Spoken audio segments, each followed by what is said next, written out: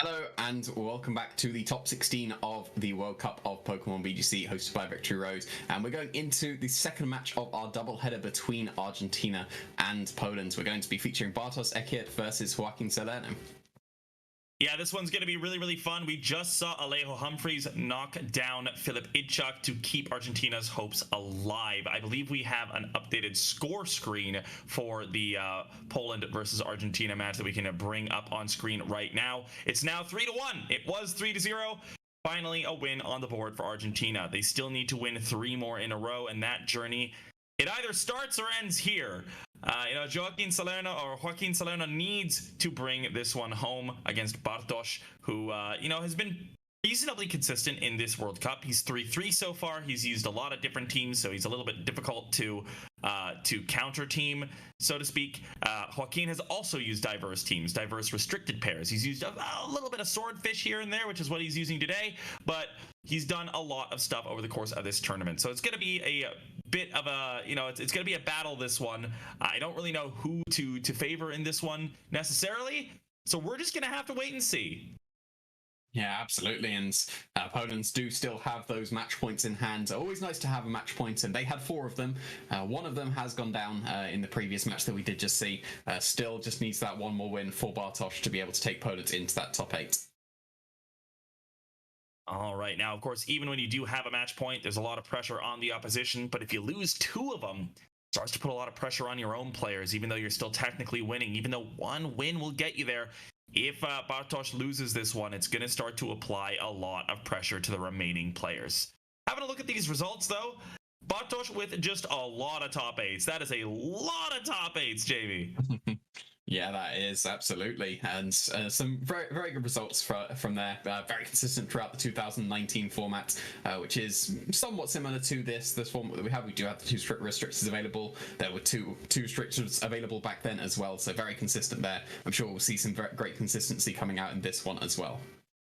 And on the other side, Joaquín, a day 2 competitor this season at Worlds, finalist of the Montevideo special event, and of course a couple of top 4s in there as well. So 2 players with a very successful history in the game going up against one another in a very high stakes match here. For our entertainment, we get to watch them battle to the death here. Yeah, absolutely, and we're seeing a team that we've seen quite a lot coming out from Joaquín, and a team that we're seeing pop up a little bit more coming out from Bartosz. There is the Zacian paired with the Kieran White. We very often see the Cataracte Shadow paired up with the Kieran Whites instead. So we saw Ben Grisma run the Zacian Kieran in the World Championships, running a very similar team to this. Didn't have the Didi on that Bartosz does have, had that Shedinja instead, but it's going to be supporting that Follow Me that is going to be able to keep that Kieran safe from any of the attacks that are coming out that do want to be hitting into it, like that Behemoth Blade from the Zacian. On the other side, we do have Joaquín running a relatively standard Swordfish team that was used a little bit at Worlds. I believe this one was, it's kind of one that everybody was using for a while, so it's hard to attribute it to any individual player, but I do remember Eric Rios using this a little bit before NAIC. And that was kind of where it started to pick up a little bit of play. We had the 6 with the Zapdos over the Thundurus, which then sort of shifted to the Thundurus here. It's going to be interesting, though, because there's a lot of different ways you can run Pokemon on this team. A lot of ways you can run the Thundurus, a lot of ways you can run the Incin, the Grimmsnarl. So keeping an eye out on what exactly Joaquín is going to be using as far as movesets for his mons. Yeah, it's going to be quite crucial here, especially if you're going against Kieran White that isn't so common. You do want Zacian to be able to deal with that with the Behemoth Blades. The rest of the Pokemon don't tend to do too well against it, so just the Incineroar Kyogre faring up against the Kieran White with the Sableye supporting it. There's not too much offensive pressure onto the Kieran at this point, so you can just go for a parting shot to reduce their damage output, but Max Geist is not going to be doing too much. Max Hailstorm's not going to be doing too much either. Maybe you just want to be taking care of the Sableye while you can, and then just allow your Zacian to be able to take care of the Kieran when it comes in the back, because if the Sableye's on the field next to the Kieran, they can just go for a quash into whatever Pokemon you want and allow that Kieran to move before it, which does tend to allow it to pick up some knockouts on Pokemon that would want to be KOing it instead. So still quite a nice position for the Kieran here, just going to be able to go for the Dynamax very comfortably. You can go for the knockout on the Incineroar if it's not carrying the Shocker Berry. You can just go for a Max Quake and be able to pick up the knockout there, but you won't be if it's just switching out here. Well, Max Rockall still going to be doing a little bit more damage than a Quake would have done into the Rillaboom switch-in, so still going to be a worthwhile move selection there. Kyogre on this team generally tends to be carrying an item like a Life Orb, so it's less likely to be that Assault Vest variation. But if it is the Assault Vest variation, all of a sudden the Kyurem is going to be able to apply negative pressure into that Kyogre if it chooses to Dynamax, so that'll be interesting to see as well. Yeah, both restricted here won't be able to damage each other too much. At least the Kyurem would be able to go for some Max Quakes to match the Kyogre. That is going to be going for the Dynamax here. If it's targeting down the Sableye, then that's easily going to be able to pick up the knockout with the Max Geyser. And then you take care of one of the supports on Bartosz's side of the field. You could still have the Indeedee waiting in the back, and if you've got the Ditto instead, so paired with the Zacian, which we would assume would come to this match, then you're just going to be able to copy the Rillaboom as well. Rillaboom would definitely be a good answer into the opposing Kyogre. Yeah, especially if it's running something like a Scarf on the Ditto and then Wood Hammer on the Rillaboom. All of a sudden, you've got a very, very fast nuke of a move. And it is the Assault Vest actually onto the Kyogre. That's really surprising to me, and really not going to be what Bartosz wanted to see, as all of a sudden that Sableye is incapable of clicking anything not named Fake Out.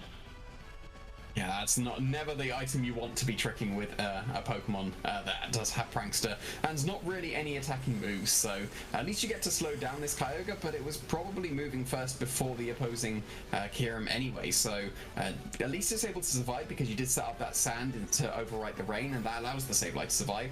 But it can't really do anything at this point. If it stays in, we've seen its moveset, it's just going to be able to click Fake Out and fail, and that's it. And if it switches out, maybe you'll be able to Fake Out in the future, but if you don't switch out and the opposing Pokemon just target down the Kyurem, then the Sableye is just a useless slot, so it is quite awkward here. Definitely with the Sableye, and the Rillaboom is still threatened very heavily by the Kyurem. Even after taking so much damage from the Max Rockfall, you don't even need to go for a Max Hailstorm to be able to pick up the knockout. You can go for whatever you want to pretty much just secure the knockout here. At least you can do some extra damage to the opposing Kyogre now that the Assault Vest has been taken care of. Kyurem will actually be able to do some significant damage now that that's gone. Yeah, this is also very unfortunate that there is no Ditto. The only potential resist that could have been switched into a Max Geyser on the Sableye slot is a Ditto copying the Rillaboom here, and there is no Ditto. So anything that switches into the Sableye slot risks just taking a giant Max Geyser to the face. Upside being no Life Orb or anything on the Kyogre, and Kyurem will move first, so it will be able to overwrite the rain once again. So the Zacian should survive if it eats a Max Geyser, but it's going to take a lot of damage. Yeah, absolutely will. And Grassy is going to be able to do a reasonable chunk of damage to the opposing Zacian there before it is going to be knocked out by this Max Wormwinds that is going to be launched out into the opposing Rillaboom, and it's going to be able to secure that knockout very comfortably there. The Kyogre is going to be able to just launch a Max Geyser into the opposing Zacian. If it is able to survive that attack, it won't be able to now that the Grassy Glide has done some extra chip into that slot as well. It doesn't really matter that this Kyogre has been tricked in Iron Ball. It doesn't matter that it's moving last because it's just not taking any damage and is just being allowed to launch off these Max Geysers that has secured the knockout on that opposing Zacian. Yeah, I mean, that was, I mean, there's some amount of information that's being gathered by Bartosz, which is, like, kind of nice for him. You know, he's learned that that's an Assault Vest Kyogre. He's learned that that is for sure a Miracle Seed Rillaboom. So, you know, you're able to, you know, maybe use some of that information going into a future game, but really, this is just making life very, very difficult. I do think this is a pretty decent turn of events for Bartosz. You know, he has access to the Fake Out. Of course, the Zacian is a prime Max Quake target as well if it doesn't protect. So, you know, that there's still potential ways around this, but the problem is that the Zacian is going to be faster than everything on the field. You know, there's no Quash because of the Assault Vest that's now sitting on that Sableye, and the Urshifu doesn't even have a Sash, so it's just going to go down to a single hit. Yeah, you need the Kyurem to be able to click a ground move into that opposing Zacian to be able to deal with it, and your only really real option at this point is to catch it with Fake Out and Max Quake on this turn. If it just goes for the Protect to stall out that Fake Out turn, that's going to burn it and it won't be able to go for it anymore, so then it would just be able to go for the Behemoth play completely unopposed into the opposing Kyurem, and yeah, there is the Protect coming out on Joaquín's side of the field, so playing very, very safe with the Zacian, and now you'll be able to just go for a Behemoth play whenever you want into that Kyurem slot.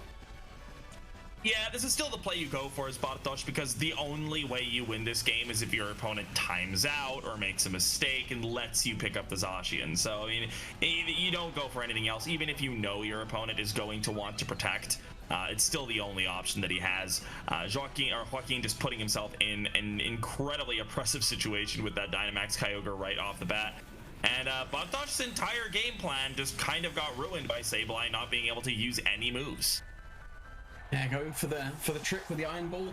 Usually you go for that for some sort of speed control to reduce the speed of a Pokemon that is pretty fast, but pretty much all of the Pokemon on Bartosz's side of the field was outspeeding that Kyogre anyway. Sableye with its Prankster and everything else is just outspeeding naturally, so doesn't really need to go for a trick for an Iron Ball into the opposing Kyogre, and then just completely crippling the Sableye with the Assault Vest just really backfired there. Because if you did have the Sableye still being able to go for its Prankster shenanigans, it would be able to quash the Zacian after the Dynamax has gone, after the Protector's been burned, be able to still go for the any other supportive moves that it does have, to be able to allow this Kyurem to be able to get a ground move into the Zacian. It just can't do that anymore because the Zacian is just going to outspeed and click the Behemoth Blade. And given that we've seen the max Rockfall on the Kyurem, usually that slot would be protective, if any, and the fourth slot ends up being the Rockfall, so shouldn't be able to protect here, and just Behemoth Blade will be able to hit into the Kyurem. And Urshifu would be able to at least pick up the knockout on the opposing Zacian with a close combat, but that would be no damage into the opposing Kyogre, which would allow a full HP Water Spouts to just end the game right there. Yeah, just an incredibly clean game on the side of Joaquín there. Like, when you're running something like an Assault Vest Kyogre and your opponent leads Sableye, the one thing you want is for them to click Trick onto that Kyogre, because Sableye's really annoying. It's not a fun Pokemon to play against. Like, it's almost in the level of Shedinja, where you just kind of want it to just leave and just not have the ability to do the things that are annoying. So being able to neuter that with even if you just sacrifice your Assault Vest, it's pretty okay. I think that's a pretty reasonable turn number one there for Joaquín, and he just rides that all the way to victory in game number one. Yeah, as soon as you lost that support that could have come out from the Sableye, there wasn't really too much that could come back for Bartosz's side of the field. Still going to stick with the same lead though. There is the Kyurem White paired alongside the Sableye once again. But this time Joaquín is switching up, still leading with the Kyogre, but the Zacian has joined the field for the lead on this game 2 as well. So now you're putting on some offensive pressure into the Kyurem immediately with that Behemoth Blade. Of course, there is still the support that can come out from the Sableye. We've seen it's got Fake Outs. You've got to assume it's got Quash as well. Every Sableye has Quash, so it can allow the Pokemon next to it to move first. So we'll be able to do some massive damage to the opposing Zacian. But you still can just go for a Protect once again to stall out the Max Quake or the Quash that could be coming out from the Sableye. I really like the moves that we saw Bartosz click here. You know, the Zacian is always going to protect here or switch into something else, you know, so I really like the idea that Bartosz, you know, he covers his bases with the Fake Out just in case you don't want to just let your opponent Behemoth Blade you if they're going for a hard read or something. And I'm pretty sure we saw him click Max Hailstorm as well, which will keep the Sableye alive by removing the rain. I believe the Sableye, based on the damage it took from the Assault Vest, probably lives on about 15, which is enough to give it the potential or at least to keep the threat of a potential Quash alive. Yeah, because we saw the Max Geyser hit into that Assault Vested Sableye when the Sandstorm was up, so the Max Hailstorm overwriting to get the Hail would effectively achieve the same thing, and it's based on the previous damage. It should be able to survive, but that Zacian did not protect. That was a missed opportunity to go for the Fake Out and Max Quake with the Zacian. You're still getting some massive damage, so that's bringing this Zacian down to half if the Hail remains on the field at the end of the turn, but very brave turn coming out for Joaquín, and it's just going to be able to make it through that turn that could have been a Max Quake. Again, going to get the Max Geyser off, so going to be able to overwrite the Hail once again and do some massive damage to that opposing Sableye, and is able to pick up the KO on that Sableye, and that was not a critical hit, it doesn't seem, so based on that previous damage, that did lie to us, so able to pick up the knockout on that Sableye. The Quash is gone for this next turn as well, so that's freed up the Zacian on Joaquín's side of the field very nicely. Yeah, that's a very strange, a very unfortunate situation. Even if the Sableye survives, the lack of Protect on the Zacian makes the next turn a super 50-50 situation, because the Zacian could just go for Protect again. So it makes this a very difficult situation here for Bartosz. And you know, now that the Sableye is gone, I mean, I guess there's a little bit of a question to be made on like what are the Zacian speed tiers. You know, if Bartosz is running max speed Zacian, which this team tends to do, there's still a lot of pressure onto Joaquín's Zacian himself. But you know, the Kyogre, it can dish out a lot of damage of the Max Geyser to the opposing Zacian. There's a lot that's sort of leaning in Joaquín's favor here in this game already. Yeah, absolutely, and you get to intimidate the Zacian and preserve your own Zacian by switching in that Incineroar. Going to be a very nice switch in for any of the Behemoth Blades that could come out from Bartosz's Zacian. But it does look like it is going to be going for. It's going to be able to take out very comfortably and preserve the Zacian at some point in the future to be able to go for a Behemoth Blade into the Kyurem. You've got to assume that there is going to be a Max Geyser coming out into that Zacian. Would have been able to pick up the knockout for sure, but the Kyurem is going to be going for a Max Quake into a Shuckleberry Incineroar. Still going to be able to get that special defense up. Still going to be able to do some massive damage to that Incineroar, bring it into the red, but crucially is going to give that special defense boost to the Zacian that is paired alongside with it. So should be able to survive the Max Geyser. Is assumedly going into that Zacian. You want to be able to take care of that to free up your Zacian waiting in the back. And yeah, there is the Max Geyser into the Zacian, able to survive thanks to that Max Quake. Jamie, it's been so long since I used a no-bulk Zacian that I'm still so surprised at how much damage this thing takes when it's at +1 SPDF. The trick is to never run a no-bulk Zacian in the first place. Just always run bulks. So yeah, that's the pro tip of the day coming from the two people who really don't like hyper offense who are on the mic right now.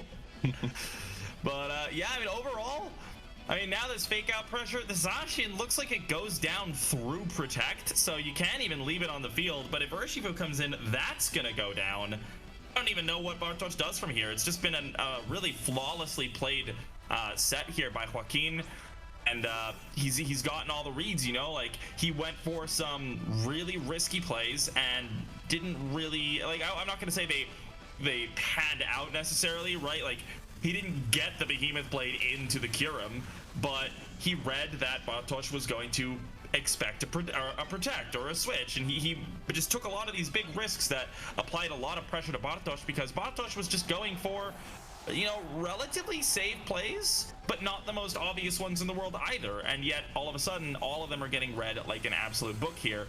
And yeah, I mean, the Urshifu is just going to be the next victim on Joaquín's pathway to victory. Yeah, that Max Quake doesn't even save that Urshifu. Special defense is so low that the Max Geyser is easily able to pick up the KO on that Urshifu. Bring Bartosz down to the final two Pokemon.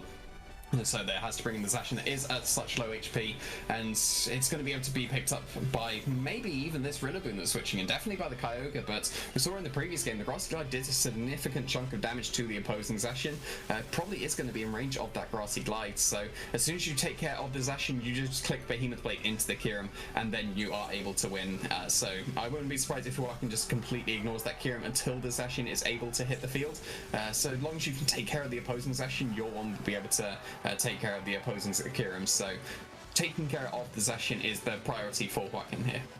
Yeah, the biggest problem is that there's no Protect on this Zacian. So yeah, there's just not much to be done. Fake out can go in. I mean, even if Grassy Glide picks up the Zacian from here, and it's gonna be tough. You know, fake out comes out into the Kyurem. Okay, Zacian gets the player up onto the Kyogre. It does not crit though, and I mean, even Water Spout should be enough from here. But the Origin Pulse is going to miss the Kyurem, but not the Zacian. So missed the wrong one there, unfortunately for Bartosz, as Zacian's going to go down. And as you said before, Joaquín just brings out his own Zacian and clicks the Steel move into the Ice Dragon, and that's going to be all she wrote. Yeah, that's going to be sealed for Joaquín here. So a very nice comeback that we're seeing from Argentina, down 3-0 initially, and now they are going to be going to 3-2. That is a very nice comeback on the way. We'll have to see if they are going to be able to secure those last two games to be able to send them into the top 8s, because Poland did have 4 match points and they've lost 2 of them now. So still just 1 win away. We'll have to see if that is going to be the case, but just very nicely played coming out from Joaquín's side of the field. It's very brave going for the attack with the Zacian. Even though there wasn't any damage done and it was just taking a Max Hailstorm instead, incredibly brave play to go for the attack when it could have been a Max Quake with the fake out, and instead catching a Max Hailstorm instead. So that allowed that Zacian to survive, just be able to at some point be the Kyurem answer that is supposed to be. Yeah, and all of a sudden, as you mentioned before, Argentina's got 2 on the board now. It's a little bit of a comeback. It's a little bit of pressure now for the remaining Polish players. There are just 2 matches left, and, you know, winning 2 in a row doesn't sound quite as daunting as winning 4 in a row. So Argentina probably got a little bit of hopium going on themselves. And, you know, I mean, they've got a very, very strong roster. They definitely have what it takes to potentially close out this set in their favor. But, of course, Poland, you know, maybe take a little bit of time, decompress, figure out exactly what you want to do going forward for your last 2 matches, and you know, just take it one at a time. You know, the worst thing they can do is to start overthinking things at this point. Yeah, absolutely. So that was the end of our double header there from Argentina and Poland, and Argentina able to come out on top both times. So we're going to be cutting it to a very short break once again, and then when we are back, we're going to be featuring Thailand versus Japan there with Jong Dae-jung versus Shohei Kimura.